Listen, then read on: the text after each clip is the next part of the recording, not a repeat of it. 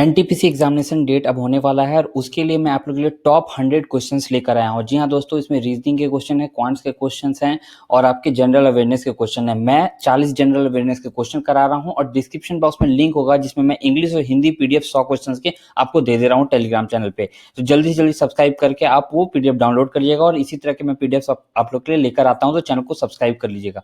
तो चलिए क्वेश्चन को हम लोग देखते हैं। पहला क्वेश्चन है, थर्मोडायनेमिक्स का कौन सा नियम ऊर्जा के संरक्षण के सिद्धांत के बराबर है? तो कि ये कौन सा है? तो पहला कानून क्या बोलता है कि energy can neither be created nor be destroyed. ठीक है, चलिए अगला जो है दोस्तों वो क्या है, लाल ज्वार डैश की बड़ी संख्या के कारण होता है। ठीक है, तो इसको बोलते हैं डिनोफ्लाइग्लेट्स। अगला क्वेश्चन है दोस्तों, हाई स्पीड टॉर्क को लो स्पीड टॉर्क इससे विपरीत में बदलने के लिए कौन सा उपकरण यूज किया जाता है? तो अगर दोस्तों अगर आपने कभी भी साइकिल चलाई हो कौन सी गियर वाली, तो आपको ये आंसर पता होना चाहिए, गियर बॉक्स जिसको बोलते हैं दोस्तों। ठीक है, स्पीड टॉर्क को कम करने और बढ़ाने के लिए किया जाता है। ठीक है, चलिए भारत का सबसे बड़ा बॉक्साइट उत्पादक कौन सा स्टेट है? तो ये कौन सा है दोस्तों? बी, उड़ीसा। ये लगभग दोस्तों 45% जो ऑल ओवर इंडिया में बॉक्साइट आते हैं ना, वो उड़ीसा से ही आते हैं। चलिए अगला क्वेश्चन है, एक कप पानी में फैलने वाले खाद्य रंग की एक बूंद किस परिवहन प्रक्रिया का उदाहरण देती है? इसको बोलते हैं डिफ्यूजन। डिफ्यूजन कब होता है? जब high concentration to low concentration move करता है, उसको बोलते हैं हम लोग डिफ्यूजन। चलिए छठा क्वेश्चन है कि किस वर्ष फुटबॉल को आधारित तौर पर ओलंपिक खेलों में शामिल किया गया था? कौन सा? 1908 में। क्रिकेट को किया गया था दोस्तों इससे भी पहले 1904 में, और ये एकमात्र ऐसा साल था जिसमें कि ओलंपिक्स में क्रिकेट को शामिल किया गया था, एकमात्र साल। तो सोचिए फुटबॉल से पहले किया गया था लेकिन सिर्फ एक साल के लिए किया गया, उसको कभी फिर इंक्लूड किया नहीं गया है। होप करते हैं हम लोग कि आने वाले टाइम में इसको इंक्लूड किया जाए। चलिए लोधी वंश का पहला शासक निम्नलिखित में से कौन था? ठीक है, तो बहुत लोग इसमें सिकंदर लोधी या इब्राहिम लोधी मार के आ जाएंगे, जो कि गलत आंसर है। इसका सही उत्तर क्या होगा दोस्तों? बहलोल लोधी, यानी कि बी ऑप्शन। चलिए निम्नलिखित में से कौन सा स्मारक यूनेस्को की विश्व धरोहर स्थल में शामिल नहीं है? ठीक है, तो दोस्तों टोटल जो है 38 ऐसे क्या कहते हैं इंडिया के धरोहर हैं जो कि यूनेस्को वर्ल्ड हेरिटेज में शामिल है। ठीक है, उनमें से कौन सा इसमें से नहीं है? तो इसमें हवा महल जो दोस्तों डी ऑप्शन नहीं है। अजंता की गुफाएं जो कि आपका महाराष्ट्र में, लाल किला और फतेहपुर सीकरी, ये तीनों जो है इंक्लूडेड है। ठीक है, चलिए काला घोड़ा महोत्सव हाल ही में भारत के किस राज्य में मनाया गया था? ये मुंबई में मनाया गया था। और किस लिए मनाया गया था? अनअकैडमी आपके लिए लाया है all India free mock test. ज्यादा जानकारी के लिए वीडियो अंत तक देखें। राष्ट्रपिता महात्मा गांधी जी की 150वीं वर्षगांठ को मनाने के लिए यहाँ पे काला घोड़ा महोत्सव मनाया गया था। चलिए भारत का पहला एक मेगा फूड पार्क किस राज्य में शुरू किया गया? ठीक है, तो इसका आंसर क्या होगा दोस्तों? ये होगा आंध्र प्रदेश में शुरू किया गया है।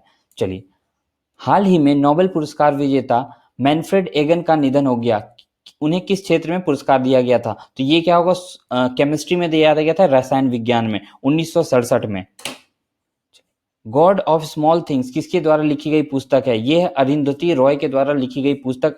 अरुंधति रॉय जो है दोस्तों वो बहुत ही फेमस एक लेखिका है, ऑथर हैं। ठीक है, और अरुंधति रॉय जो है दोस्तों उनकी ये पहली जो नॉवेल थी वो थी आपकी गॉड ऑफ स्मॉल थिंग्स। चलिए वायुमंडल में जलवायु परिवर्तन का प्रमुख कारण क्या है? तो इसका सही उत्तर क्या होगा दोस्तों? ओजोन की कमी। हाँ, इसके बेस है स्ट्रेटोस्फेरिक ओजोन रिक्तीकरण, यानी कि उसमें कमी का, बिल्कुल ये भी, और ट्रोपोस्फेरिक ओजोन की कमी, इसे भी। तो सही उत्तर क्या हो जाएगा? डी ऑप्शन, सभी तीनों ऑप्शन की वजह से यहाँ पे हो रहा है प्रमुख कारण। भारत में पहला कंप्यूटर कहाँ स्थापित किया गया था? ये किया गया था दोस्तों कोलकाता में। आप जानते हैं भारतीय सांख्यिकी संस्थान यानी कि इंडियन स्टैटिस्टिकल इंस्टीट्यूट जो है वो कोलकाता में, वहीं पे पहला कंप्यूटर स्थापित किया गया था।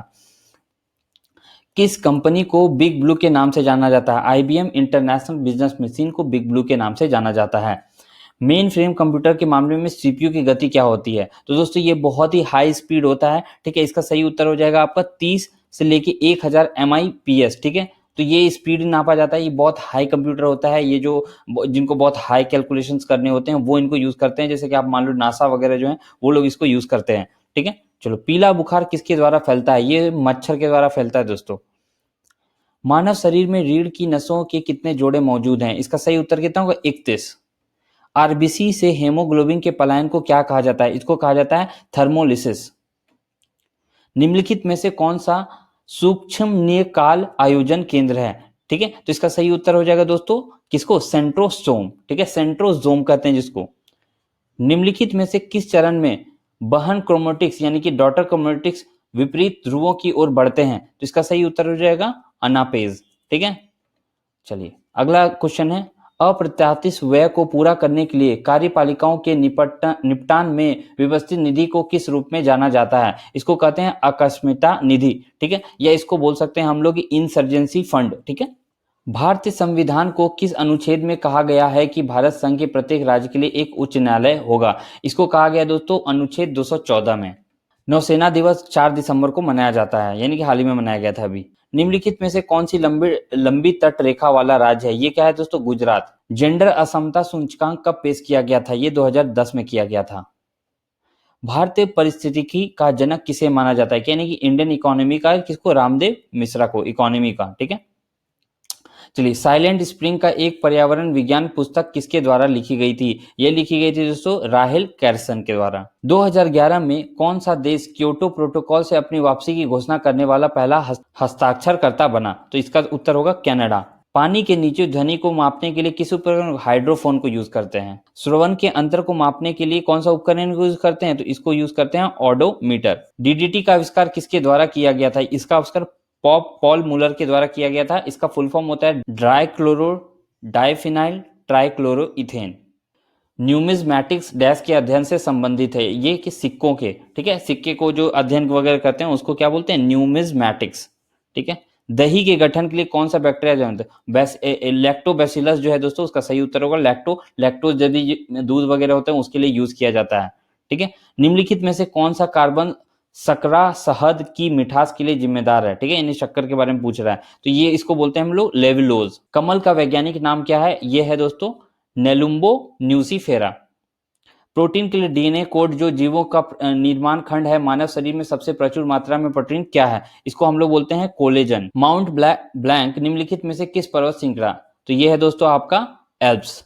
गुर्दे के अध्ययन के लिए किस शब्द का नेफ्रोलॉजी को बोलते हैं? पढ़ाई करते हैं उसको नेफ्रोलॉजी बोलते हैं। मानव शरीर में कितने जोड़े गुणसूत्र होते हैं? ये 23 जोड़े होते हैं, ठीक है, 23। तो ये कुछ क्वेश्चन थे और बाकी क्वेश्चन जो है मैं आप लोगों को दिखा देता हूं। तो ये रहे क्वेश्चन दोस्तों, इंग्लिश में भी हैं आप लोगों के लिए, ठीक है, सारे के सारे इंग्लिश में, बाकी आप लोगों को मिल जाएंगे रीजनिंग के, उसमें ज्यादा अंतर नहीं है। तो वो दोनों पीडीएफ मैं आप लोगों को डिस्क्रिप्शन बॉक्स में लिंक दे दे रहा हूँ, वहाँ टेलीग्राम पे जाकर के वहाँ पे डाल दे रहा हूँ, और भी पीडीएफ डाले हुए हैं, वो सबको जाकर के आप लोग जल्दी से जल्दी डाउनलोड कर लिए और तैयारी करना शुरू कर दिए। बहुत ही इंपॉर्टेंट क्वेश्चन है, इनको जरूर पढ़ के एक बार जरूर जाइएगा ताकि बाद में आप पछतावा ना करें, ठीक है। तो इस वीडियो में इतना ही, देखने के लिए बहुत बहुत धन्यवाद।